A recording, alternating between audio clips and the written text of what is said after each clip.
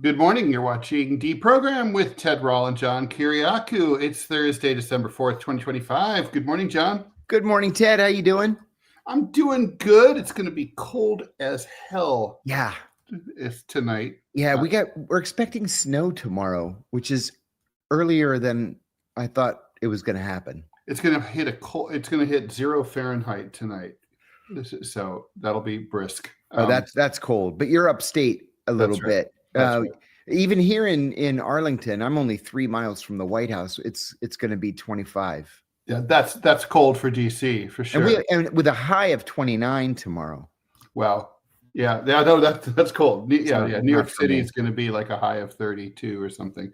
So it's going to be cold here in the Northeast. Thanks for joining us. Please like, follow, and share the show. Give you a quick update on Robbie Aid, which is your generous effort to help us keep our producer, Robbie West. We ask every month, at the beginning of the month, to get $1,000 from you guys. John and I each pitch in $250, and then because Robbie lives in cheap Montana. I know he's gritting his teeth right now because it's not so cheap, and also it's cold. Really nice though. He's able to get past his post-doxed job and stay here with us and help us grow the show, which we really honestly couldn't do without him, and therefore we couldn't do without you. In all seriousness, Ted meant that quite literally. We could not possibly have gotten to where we are without Robbie, because we don't know what the hell we're doing. It's true. Robbie understands these algorithmic, equations and situations and stuff. And I don't know what the heck he's talking about. I just have trust in him. And sure enough, everything he said has worked. That's true. Yeah, and so we're getting there. We're not there, but we are getting there. And so things are moving in the right direction for sure on a number of levels. And so thank you, Robbie, and thank you guys. So there is a URL I'm going to put up here. It's a GoFundMe to help us get to $1,000. Thanks to your generosity. It's only December 4th, and we're already at $935. We're seeking $1,000 for the month of December. So if we can get there today, then we won't have to talk about this tomorrow. You won't hear about this again until the beginning of January. So if you guys could generously go over to GoFundMe.com/F/DeProgram Robbie, that would be awesome. And we've been talking behind the scenes about maybe setting up some rewards for people who kick in at a certain level. Maybe John and I can send you guys some books, T-shirts and stuff like that. Yeah, we're also talking about swag from behind the scenes. We know you guys are interested. Some of you are interested in that, so that'll be good. We have an ad coming up soon, so Robbie, whenever you're ready to post that. In the meantime, there's a little bit of breaking news this morning. Again, that URL is GoFundMe.com/F inexplicably /deprogram Robbie. If you forget that, just go to GoFundMe and search for DeProgram Robbie, one word. Again, we're at 935 out of 1,000. So thank you for that. We are here Monday through Friday, 9 a.m. Eastern time. A little bit of housekeeping. Scott Stantis, editorial cartoonist for the Chicago Tribune, will be filling in for John tomorrow morning. John's back on Friday. Got a funeral to go to, but a cousin who was in my dad's generation, so no big deal. Well, I shouldn't say that. That makes it sound awful. She was a big deal for them. She was a lovely, lovely person. And starting about 5 years ago, every time I'd see her, she'd be like, "You look so familiar." And I'm telling her, "Irene, come on, man." That sucks. Yeah. I hope that doesn't happen to me, but it could. Me too. It's in my genes. I think it's in the mail maybe, but who knows? Yeah. And so anyway, and also Scott Stantis will be joining me at 11 o'clock Eastern time today for the DMZ America podcast. So let's get through that ad and we'll talk about the breaking news. Still haven't tried 1775 coffee. Now's your shot. The 1775 starter kit just dropped. Only 1,000 units. You're getting the bold dark roast that hits hard, the smooth The smooth medium roast and the Vitality mushroom coffee for clean energy and laser focus, no crash. All single origin, small batch, toxin free and mold free. Plus, you're also getting a gold spoon clip because freedom isn't scooped with plastic. A frother strong enough to stir up your coffee and your mother-in-law's opinions, and a black 1775 tumbler.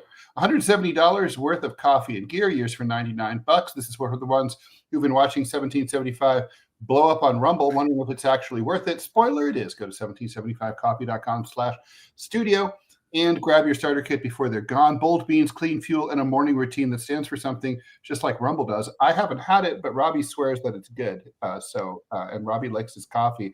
He's almost in the Pacific Northwest, sort of. And Almost. They're very particular. They're very into coffee up there. Okay. Ted, I did my first ad yesterday on Deep Focus.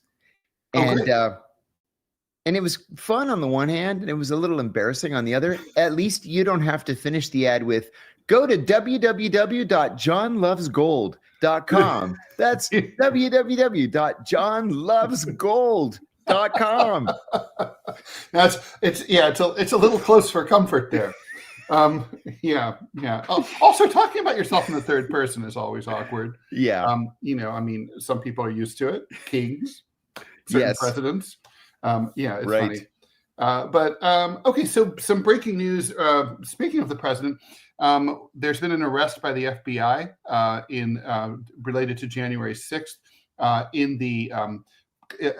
the pipe bombs that were left in front of the Democratic National Committee headquarters. I was up from 2 to 5 with insomnia. I read every paper in America, it seems, and I did not see that. Where in the world did you see that? It just broke. It just like literally like a few. Yeah, it didn't happen. Your insomnia did not let you down. It was unless you were clairvoyant, you would not have known. Who did they arrest? They're not saying anything other than it's a man. It's a man, so it's not the policewoman from the Capitol Police. Correct. Oh. Unless it's a trans man. I better delete my accusatory Facebook post. Probably a good idea. By the way, Luigi Mangione is in court again today. Today is it's worth noting the anniversary of the assassination of the president of the CEO of United Healthcare. Yeah, on a Midtown Street in Manhattan, early in the morning on December 4th, and the assailant escaped by bicycle. There's still controversy about what the bicycle was. Originally, it was thought to be a bike share bike, and then it's like, no, it wasn't a bike share bike. It's like, where'd the bike go? We don't really know. There's still stuff that's foggy about this, and he's in court trying to get his confession, his yapping to the cops, alleged yapping to the cops, thrown out of court. That probably won't work. And also, the diary that he inexplicably was caught with in his backpack. I got an email from a retired deputy sheriff in Oregon. I have not responded to him yet, but I'm going to. I'm going to invite him on to Deep Focus. But he says that even as a former law enforcement officer, he loves when I keep repeating, don't talk to the cops. Yes. He said so many of his colleagues were crooked. And so the only way to protect yourself is don't talk to the cops. And the thing is, it's really hard, right? Because the cops are trained to get you to talk. Yes. Like pull you over. Well, where are you going? And it sounds none of your business. And it's like, maybe you're probably going someplace innocuous. Most of us are. So you feel like, why not talk about that? Mm-hmm.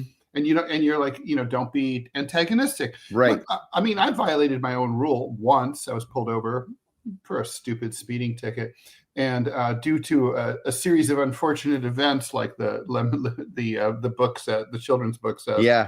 I ended up in the clinic for about an hour and a half, and in there they asked me, among all this crap about me, including my religion, and literally and I answered them a few of these questions, and then I was like, after I did, I'm like, why did I talk to the guy? Why? I should have just respectfully declined. None of this is their business. You have the right not to self-incriminate, not to say anything. Right. And I just didn't avail myself. And I was like, if someone who's as political as I am is going to fall for that. It's really easy for anyone. So That's right. You know, John, you can't possibly say it enough. You know, I want to repeat for people who didn't know me from the show that I had on Sputnik with Michelle. Back in 2019, I left my house on my Vespa. I get around mostly by Vespa. I hope you're wearing a helmet. Yeah. After getting hit by a Metro bus in 2017 and breaking practically every bone in my body, including my back, I wear a helmet. Jesus Christ. Vespa is a little Italian scooter. So I love it. So anyway, I had a court hearing at 12 o'clock noon on custody. I was in this brutal custody fight. I get 2 blocks from the house and a cop lights me up. And I thought, oh, that's funny. There was only one stop sign. And I came to a complete stop because I always make sure that both my feet touch the ground when I get to a stop sign. In the 5 seconds it took me to turn the motorcycle off, put the kickstand up, take off my helmet, 10 cops in 5 cruisers all had their guns drawn on me. So they were like, hands up, hands up. I put my hands up slowly. I said, what's up, guys? Like that. And one of them grabbed me by the back of my jacket and threw me onto the hood of the car. And I thought to myself, it's a setup, which it was. Or it's mistaken identity. Yeah. No, it was a setup. This person that I was fighting over custody with thought that she would get a leg up if I had to miss the custody hearing because I was under arrest. Jesus Christ. And so they stuffed three search warrants in my jacket pocket. I was wearing a suit, a search warrant for my person, my vehicles, and my home. And it took me a second to get my bearings. But the cop says, where are you going? And I said, I don't talk to cops. You have anything in your pockets that might stick me? And I said, I don't talk to cops. He says, I'm just asking for my own safety. And I said, I don't give 2 shits about your safety. And he says, give me the keys to your house or I'm going to break down the door. And I still have my hands up as he starts cuffing me. And then he says, are you going to give me your keys? And I said, are you fucking deaf? I don't talk to cops. Well, they went into my house. They seized everything of import, all my electronics, my desktop, my laptop, my phone, my backup phone, my thumb drives, my iPad, my iPod, everything that you can plug in. They seized it. And then they never charged me with a crime. And so what did the warrant say? Did the warrants state any cause for suspicion? They were looking for revenge porn. Oh God. Yeah. I said, I don't have anything like that. Well, our information is that you do. Well, your information is fucking incorrect. So I was able to file a federal lawsuit against them.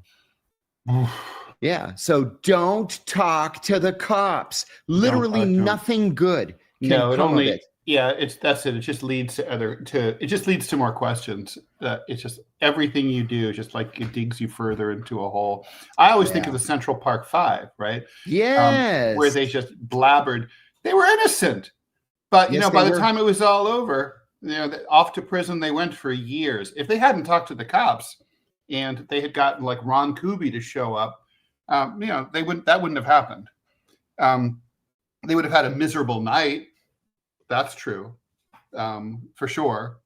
But whatever. Yeah. And then also the other thing you should never believe is if you just tell us what we want to know, we'll let you go. Yeah, exactly. They don't have any notion of letting you go. No, it's not going to happen. It ain't gonna happen.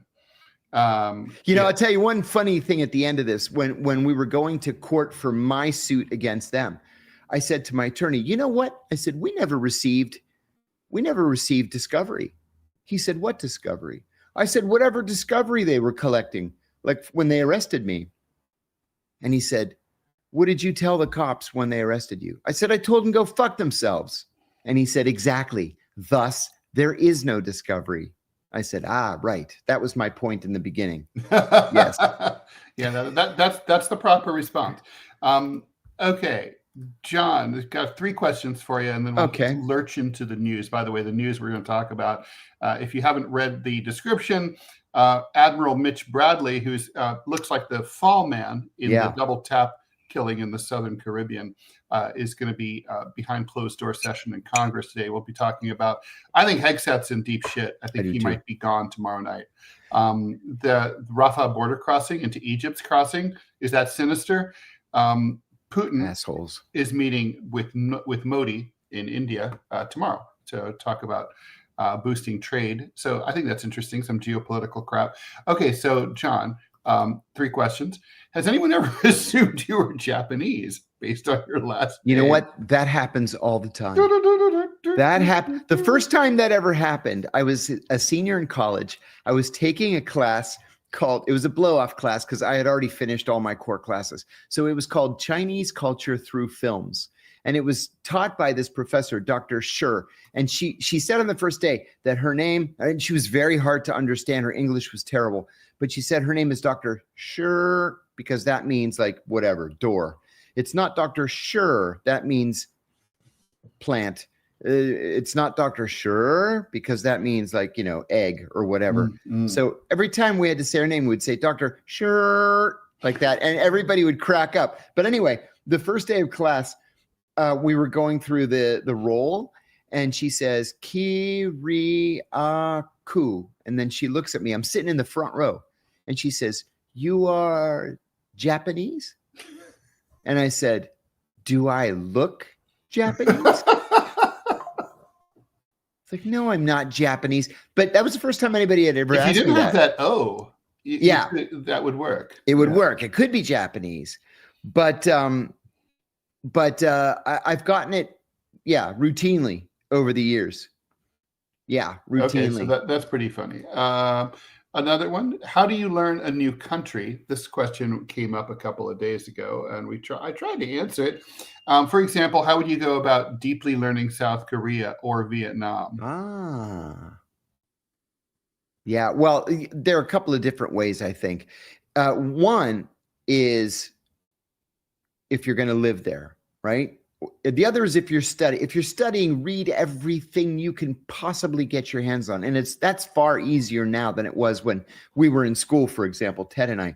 But now read absolutely everything you can get your hands on. Read the books about the country's history, read about the politics, read their English language newspapers if you don't know the language, and you'll get up to speed. That's how a CIA analyst begins. To really learn an account. But anyway, if you're living there, one of the things that I did was from the day that I arrived in a new country, I'd work my work day and then I'd get in the car and I would just drive around for 4 hours every single day. I remember once in Athens, I had only been to Athens. I'd been to Athens 100 times, of course, but only as a tourist. And then only in the tourist areas. When I lived there and I was expected to operate there clandestinely, I mean, I had to really learn Athens. And I remember one time somebody said something about, not my words, the gypsy encampment in northern Greece, in northern Athens. And I said, no, you can't go on the main road through the gypsy encampment. You have to enter from the west. And everybody looked at me. They're like, how the heck do you know that? And I said, because I've been up there about 100 times so that I really know Athens. Mm-hmm. So that's the key, is you got to just get on the ground and explore. I like it.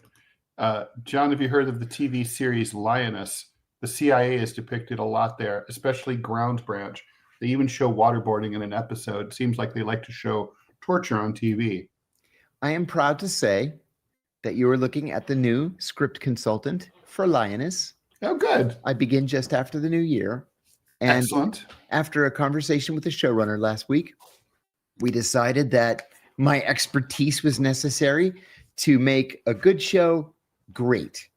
And we're going to make it truly true to life. Next, John wants, and MW Knox 186 wants to know did you win that lawsuit against the cops? It was dismissed in the federal district court.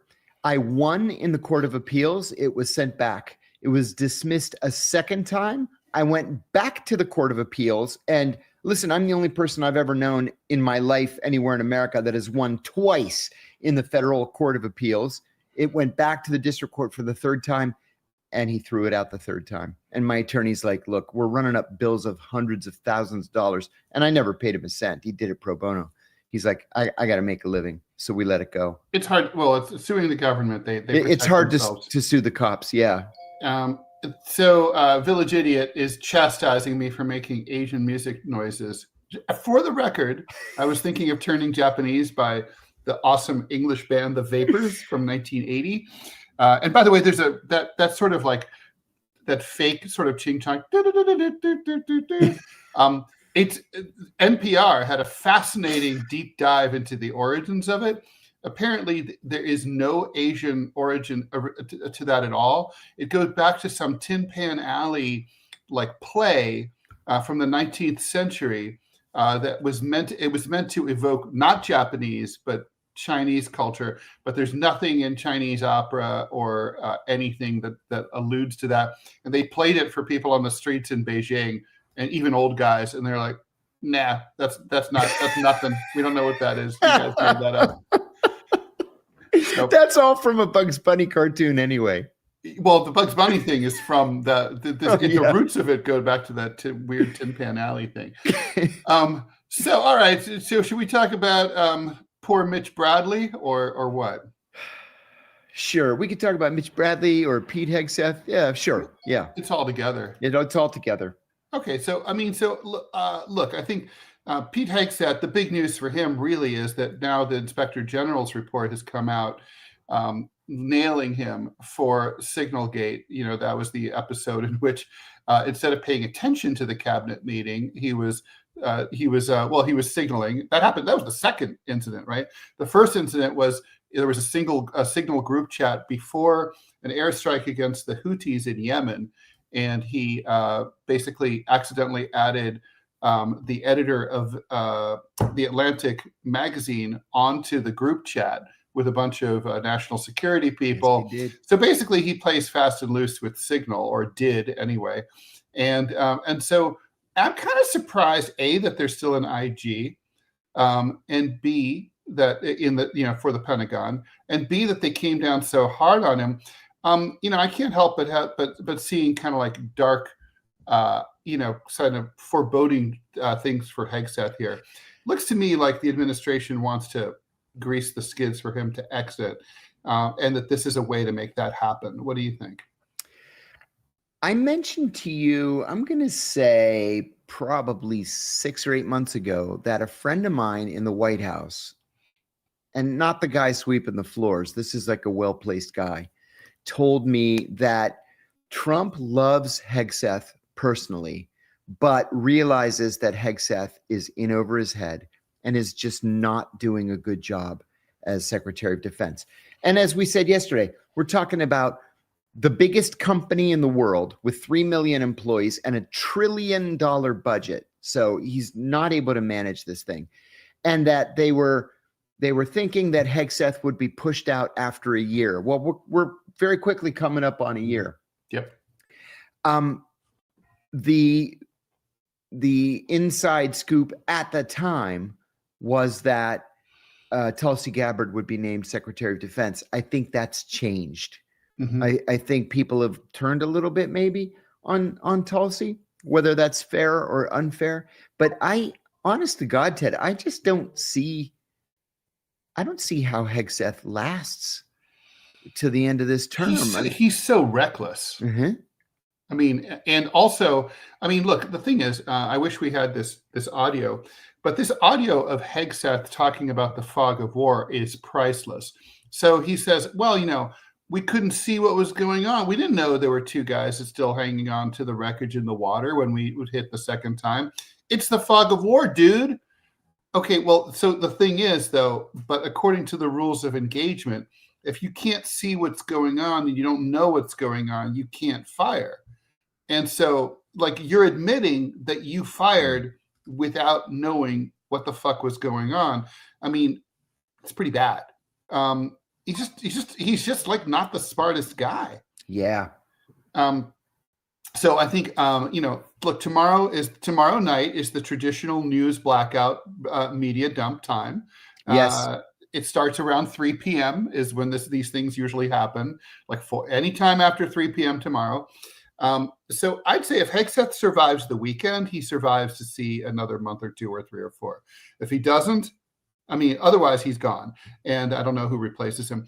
What do you think about, look, you're much more familiar with chain of command stuff and like bosses falling on their swords for their underlings. Is Pete Hegseth expected to take responsibility for what happened here rather than saying, well, dude, I left the room. I wasn't there. I don't know anything about it. It was Admiral Bradley. That's on him. That's a good question. In any other administration, that answer is an easy yes. Absolutely yes. That's just the way it is, right? Mm-hmm. The buck has to stop somewhere, as Harry Truman said. In this administration, that is far, far less clear. Immediately the knives come out and the fingers start pointing, and this is why we read about it yesterday in the Washington Post, because now what happens is somebody in charge, in this case Hegseth, finds a fall guy, in this case the admiral, and then the admiral, to protect himself, runs to the Washington Post and leaks the whole story. Yep. Very, very dangerous practice, man. It's nasty business. It's a bad look. What does that do to morale though in the military chain of command to know that basically you're the top ranking official in the Department of Defense is a weasel?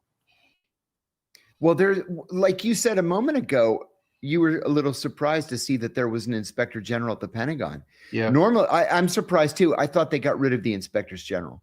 Yeah. But normally that's exactly what you would do. You would make a protected report.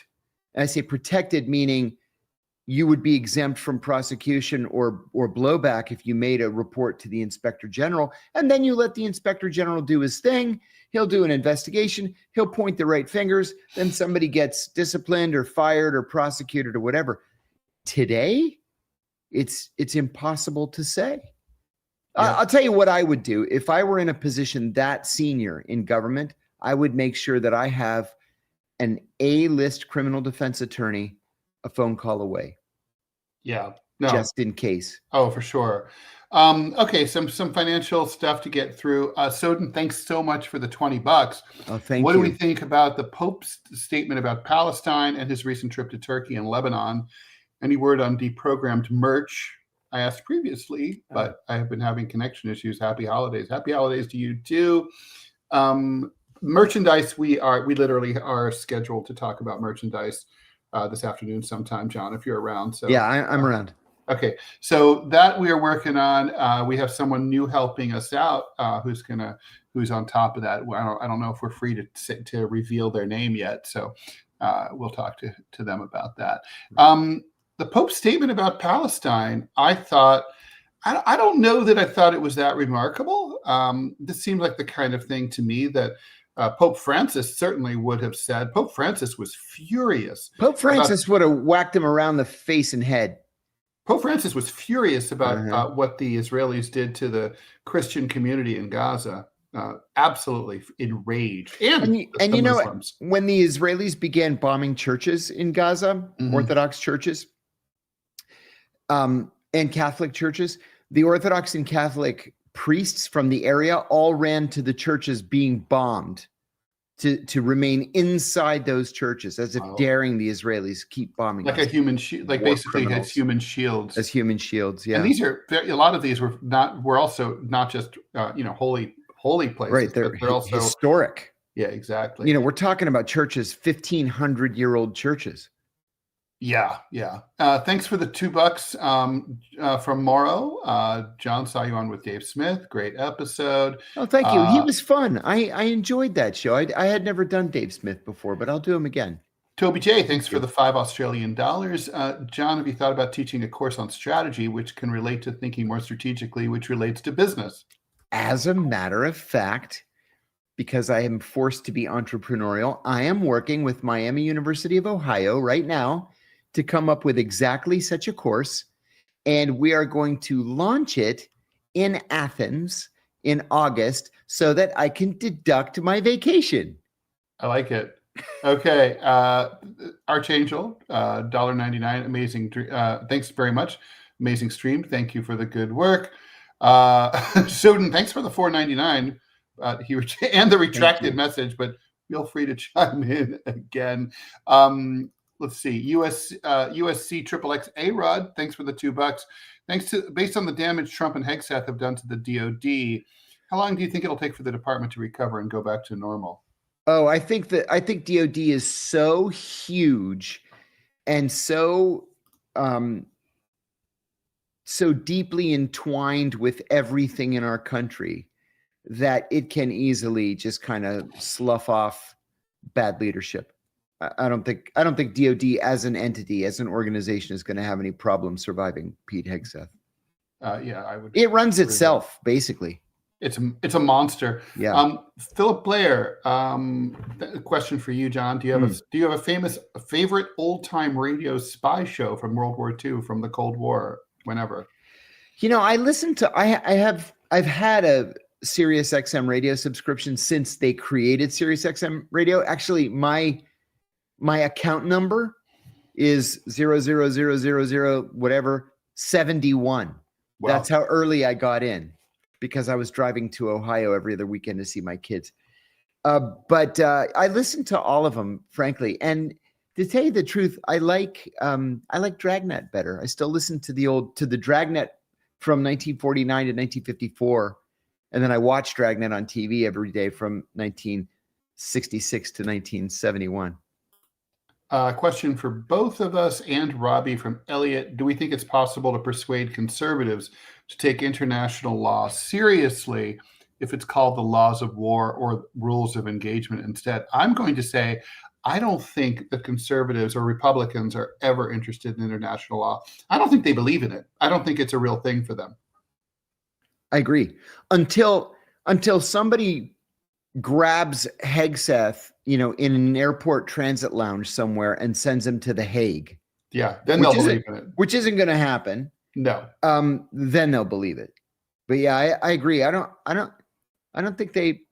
But the Democratic Party doesn't care about international law either. Oh, for sure. They barely even pay lip service to it anymore. I said this yesterday to a friend of mine. When former presidents and vice presidents not only attend Dick Cheney's funeral, but are the eulogists for Dick Cheney, and talk in Washington's greatest cathedral about what a great American he was, and the party's lost. And where his disgusting right-wing fascist daughter is a lead endorser and co-campaigner with the Democratic presidential nominee, as she was. Yeah, Liz Cheney was a few months ago. That's right. It's disgusting.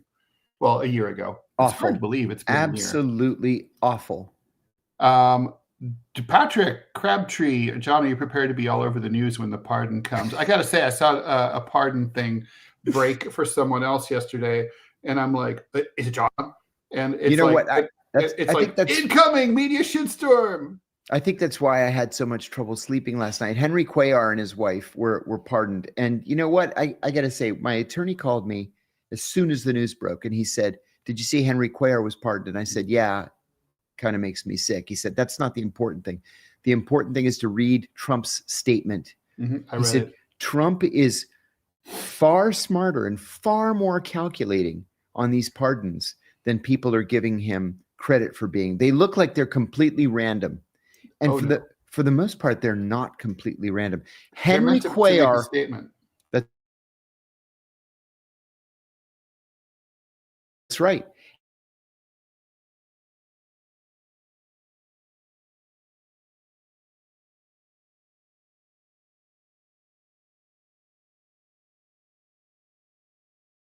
of a sudden accused of corruption, and he and his wife are going on trial thanks to the Biden Justice Department. So, in many of these cases, I think Trump is out there righting some wrongs, and I hope I get included in that. We'll see. more information is starting to get out about, well, the story about the FBI arrest in the J6 case is exploding, but we still don't have a name yet. We'll bring that to you as soon as we get it. Right. Lots of questions for you, John. Okay. Let's see. Are you? Oh yeah. Okay. So that one. Yeah. And the thing is, John, you've been in the middle of a media shitstorm. I think once you've done it, it's not really shocking after that. No. No. The first time it happened, I lost 10 pounds in 2 weeks from stress. I couldn't sleep. I couldn't eat. You're paralyzed. It was rough. I mean, and it was rough. Yeah, it was rough. I mean, like, I remember the first time it really happened to me. And like, the crazy thing is, it's in days of voicemail, and somehow people had my number, and I'm getting calls from all these media outlets. And literally, it's like, you have 92 messages. So then you're like listening, and you're like, delete, listening and deleting. And then it's like, while you're there, it's like literally like you have 72 new messages, and you're like, I can just keep doing this all day long. Absolutely. They're just adding up. And it's like, and it's terrifying, actually. Yeah, but it's awful. I got the best advice, though, from the late Steve Benson, editorial cartoonist for the Arizona Republic, when that was all going on. He was like, never talk to local news, ever. He's like, make sure you get anything that comes in from the AP. You tell them, send me your questions in writing. And then you reply in writing, and you write every sentence so that if that one sentence appeared by itself, it does not make you look bad. And you Great advice, because the AP goes everywhere. It goes to hundreds of media outlets, right? Yes. He's like, if you do nothing else, do that AP thing. Don't. And so he had just all sorts of stuff like that. And he was like, don't do any Daniel in the Lion's Den stuff. Like, if you're a liberal, don't go on Fox. If you're conservative, don't go on MSNBC. Like, basically, he was just like, he had the whole thing down because he had gone through so many media clusterfucks. Okay, wow. So, John, have you seen the recent video of the New Republican movement, 3 armed men in front of the Irish flag? Do you think that the troubles will kick off again? Ireland is a powder keg currently. Why is Ireland a powder keg currently? I don't know. And I was just in Ireland, and things seem to be okay. You know what? I can't intelligently answer that question. I don't know. I don't know. Yeah, no, I don't. I mean, yeah. I mean, I never understood why the IRA and Sinn Féin ever stood down in the first place. They didn't get anything. They shouldn't. They didn't get the British out of Northern Ireland. There were meaningful concessions on the part of the Brits. No, I felt like the only thing they did is they evacuated one British little garrison that they had there in Northern Ireland. That was it. Yeah, and I think they got some seats in the UK Parliament. Yeah, right? They did. Big whoop. They sold out. Mm-hmm. So Israel is opening the southern border of Gaza. It's called the Rafah crossing to Egypt. John, you and I have been talking about this since day one, back in our old shows and stuff. That's right. So the Egyptians have long anticipated the possibility that the Israelis would throw open that gate. I predicted this in writing years ago, that they would do this, and basically say, fly free, little Gazan birds, into the safe arms of your co-religionists in Egypt. The Egyptians, anticipating this and not wanting this to happen, and not wanting to aid and abet ethnic cleansing, not to mention not being able to deal with the influx, probably politically and financially, have built this berm in the middle of the, sort of like a safety, like a mile and a half away from the main border. The Egyptians say they don't know anything about this. There's tens of thousands of wounded Gazans waiting to leave and get medical care. I would imagine the Egyptians will let them go. But, is this a sinister plan on the part of Bibi Netanyahu? Absolutely, yes. Yeah. Yeah, there's no other answer. Yes, this is a continuation of Israel's plan, program, policy to ethnically cleanse Gaza. The Egyptians have been adamant that they will not open Rafah. They will not open it because they know there's going to be a stream of Palestinians out of Gaza to save themselves and to feed their families. Yeah. But they will never be allowed back in. And in fact, when the Israelis announced the crossing opening last night, they said it is to leave only, not to enter. No one right will of be allowed. return. Exactly. So no. We know how the Israelis are with their no right of return thing. Yo, they're serious about it, man. That goes back to 1949. Wow. Okay, so let's see another question here. This is more of a comment. Patrick Crabtree, being of the left, I just pray there's not a bunch of Democrats talking shit about John when the pardon comes just because it's coming from Trump. Oh, they will. Oh, sure they will. And I'm going to tell them they're going to portray you as a as a right-wing lackey, a stooge. Yeah, sure. MAGA. Yeah, I don't care. I don't care because care. I'll look them in the eye and say, yeah, you gonna fund my pension?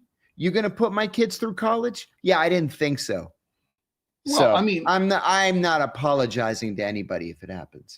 Hey, if Donald Trump decided to launch an investigation into Austin Butner and what happened at the LA Times, something that, by the way, Amen. former Governor Jerry Brown had said at the time that he was interested in doing, and the IG of California was interested in doing, I would take it.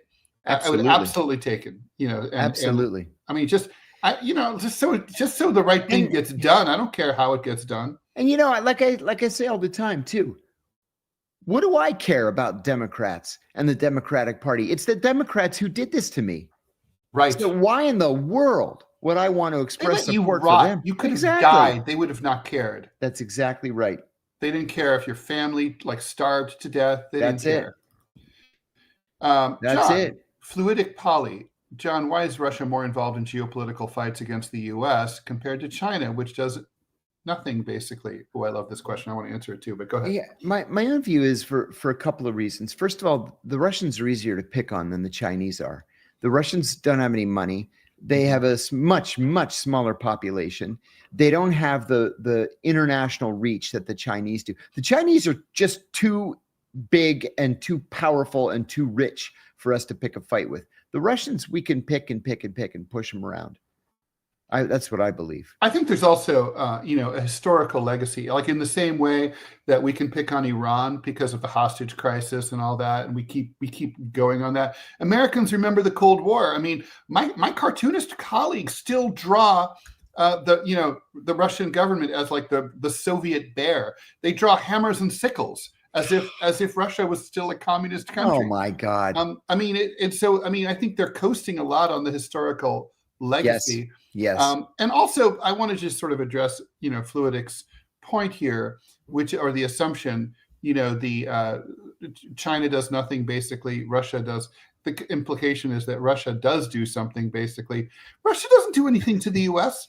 It doesn't look for any fights with the U.S. I mean, Vladimir Putin was mayor of St. Petersburg. He loved the U.S. He changed all the signs in St. Petersburg to be English and Russian because he was trying to encourage Americans to come and visit. He wanted to join NATO. He literally asked, "Hey, can we join NATO?" And the U.S. is like, no, actually, not only are you not admitted, like NATO's here to kill you, right? You can't join NATO. Come on, they're not doing anything. Thanks, guys, for listening and putting us on the splash page on Rumble. We're doing that well. Great. Appreciate that. Roby Bang Bang, John for President 2028, Ted for VP, Robbie could be special envoy or something. We need a viable third party. This is ridiculous. And I wouldn't make Robbie a diplomat, but I would definitely hire him. I think too that there's something to be said for the MAGA left. Old school progressives like us. Yeah. That just we're homeless.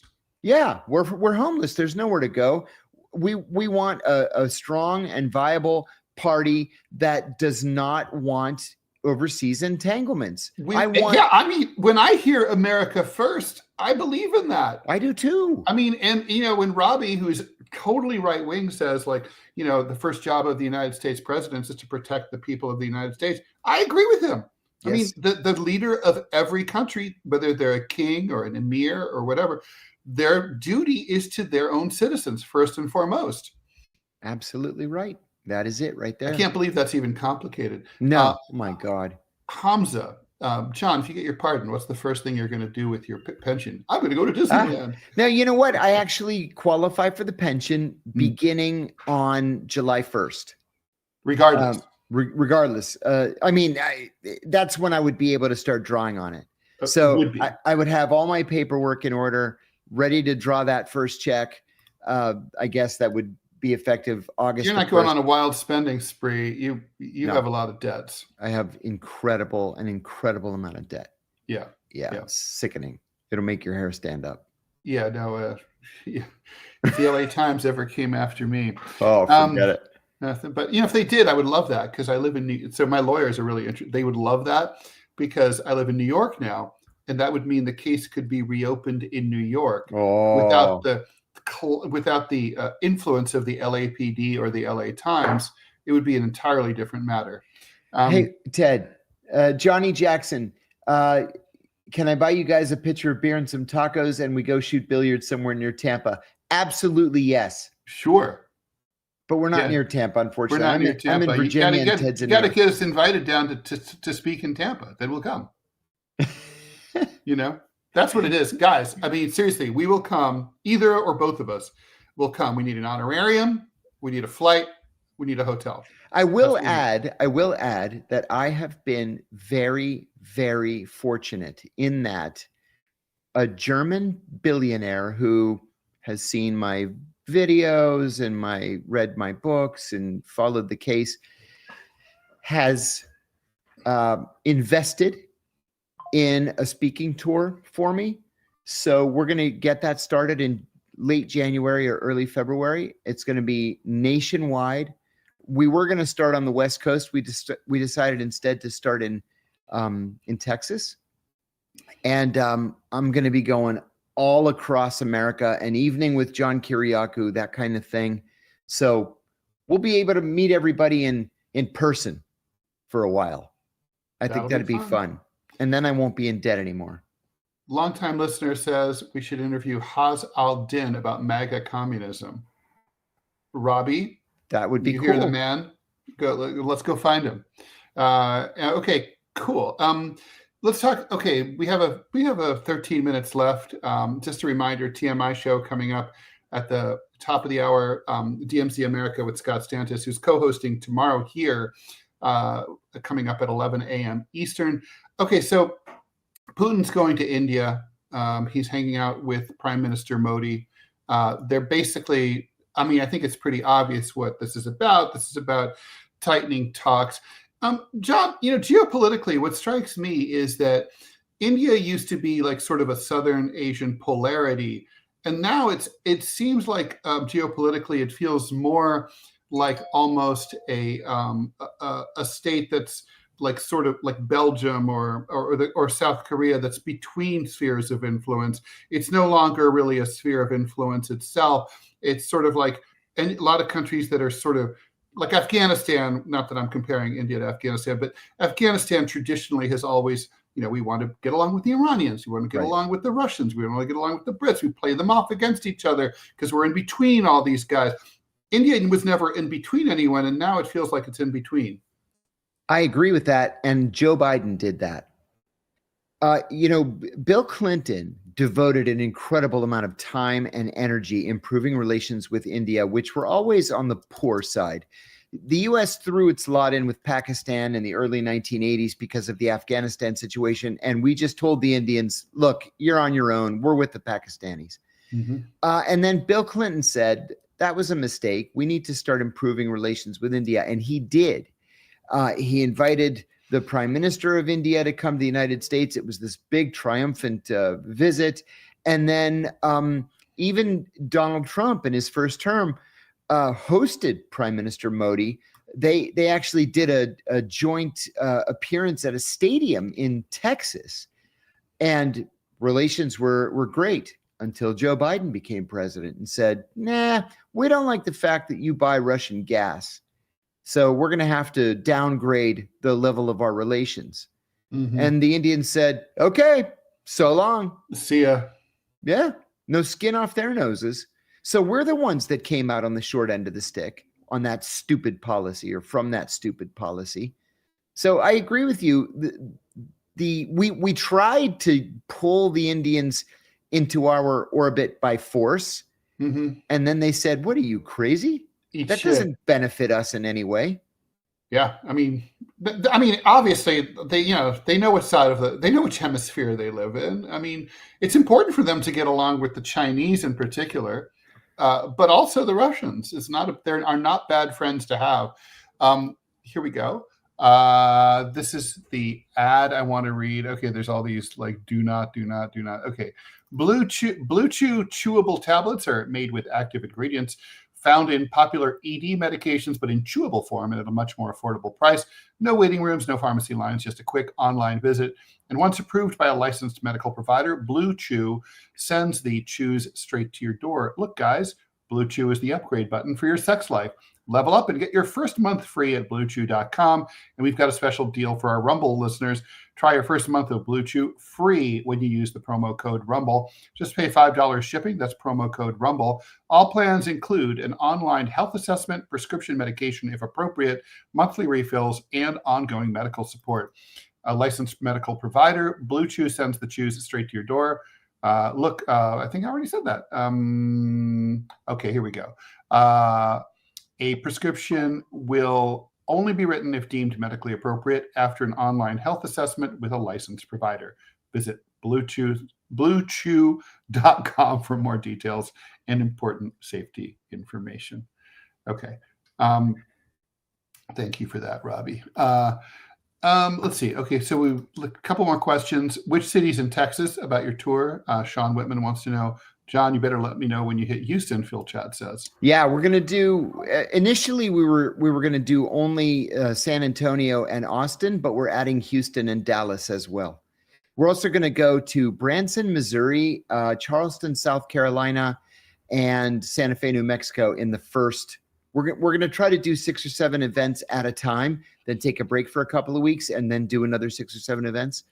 So, yeah, those are going to be the first. We'll start in Santa Fe, then do San Antonio, Austin, Houston, Dallas, then Branson, then Charleston, South Carolina. Okay. And so anyway, so Modi. Yeah. Yeah. So getting back to that, is there any way that the U.S. can fix this relationship? I think that there is, but it's not going to be in a way that the United States is willing to do, thanks to the Biden policy that has, bled into the Trump administration. And that is to just continue to squeeze the Russians. And you squeeze the Russians by pressuring countries like India to cut off trade relations. The Indians can't cut off trade relations, nor would they want to, because those trade relations with Russia are beneficial to India. So, listen, countries don't make policy changes as a favor to some other country. That's just not real life. There's a famous adage that in international relations, there's no such thing as a permanent friend, only permanent interests. And it's not in India's interest to walk away from cheap Russian gas. It also strikes me that India, is obviously at the absolute center of the AI explosion with tech, and they need, an AI be gobbling up those, BTUs, and they need as much energy as they can get, as much cheap energy as they can get. I don't think they can say no here, right? Unless the U.S. could provide. The other thing is, the U.S. just doesn't seem reliable to me. I mean, if you're an international partner, that we're, from party to party, president to president, even within the course of a single administration, our policies are fickle. Yes. And people don't know if they can count on us.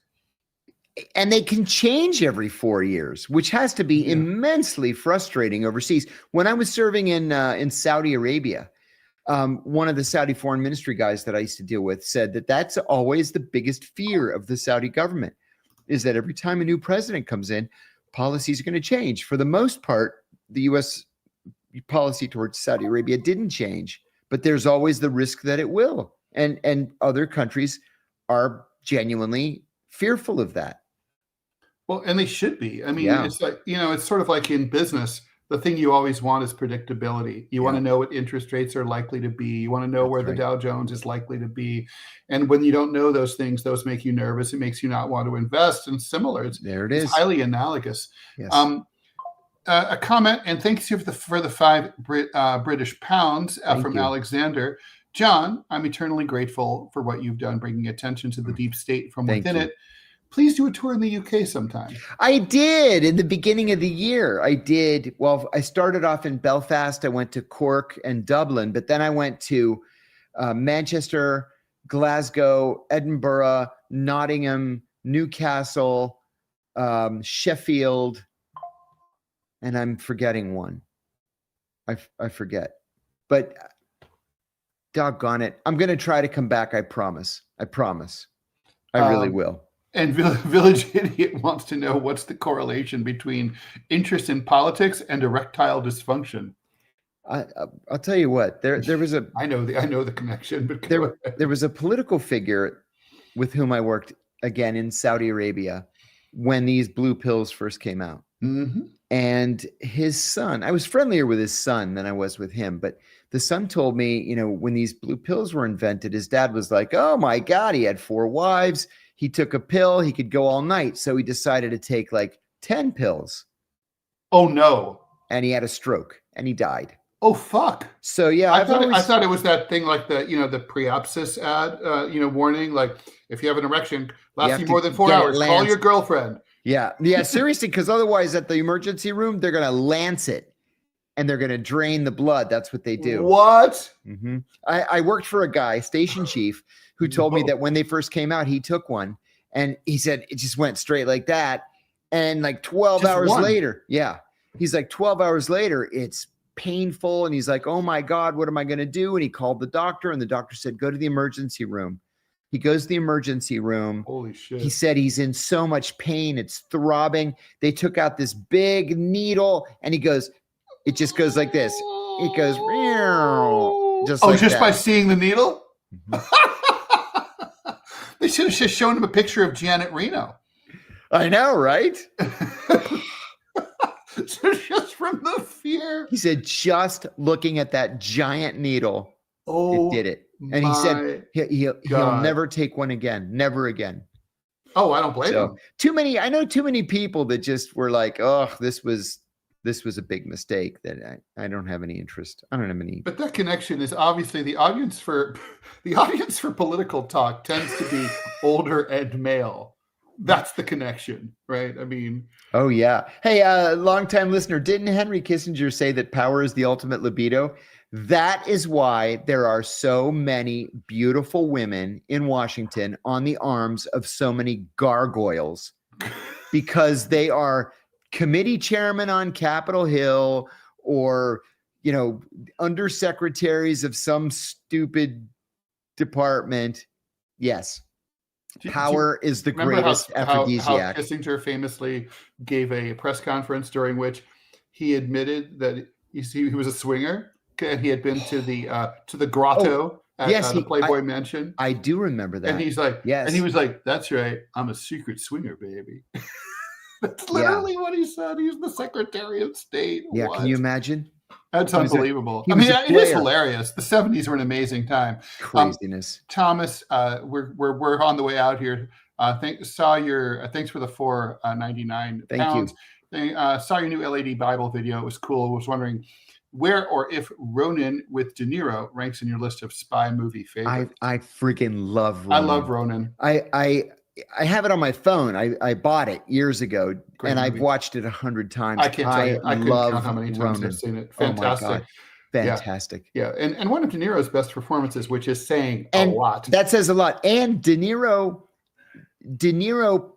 could not have played a CIA officer any better than he did. He was always the understated one, always the level-headed one. Mm-hmm. You got some criminals involved and maybe a double agent, and he hit it on the head. I agree with you. That might be his best performance ever. Guys, thanks so much for listening. The show will be back tomorrow at 9 o'clock a.m. Eastern Time. John will be back Monday. Scott Stantis is sitting in for John tomorrow. Please stay tuned. We'll have a good show for you as usual, but we'll miss you, John. And have a great weekend. Good luck with the funeral and all that. Thank you, sir. Please stay tuned for the TMI show with me, Ted Rall, and not Scott Stantis, Manila Chan, coming up at 10 a.m. And then Scott Stantis and I on DMZ America will be talking about the midterm elections next year, handicapping that. That's at 11 a.m. Okay. Bye, guys. Bye, everybody. Bye, John.